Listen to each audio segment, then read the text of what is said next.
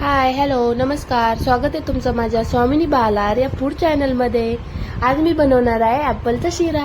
तसं तर तुम्ही शिऱ्याचे भरपूर प्रकार पाहिले असतील, जसं की केळी घालून बनवलेला शिरा, पायनॅपल घालून बनवलेला शिरा, मूग डाळीचा शिरा। मला तर मूग डाळीचा शिरा लय आवडतो। खूप सारं तूप आणि त्यामध्ये मस्त असा मूग डाळीचा शिरा। चला तर मी सुरुवात करते ॲपलचा शिरा बनवायला। त्यासाठी मी एक ॲपल घेतलं, त्याची साल काढून घेतली, त्याला उभ्या स्लाइसमध्ये कट करून मिक्सरच्या भांड्यात टाकून त्याची प्युरी तयार करून घेतली।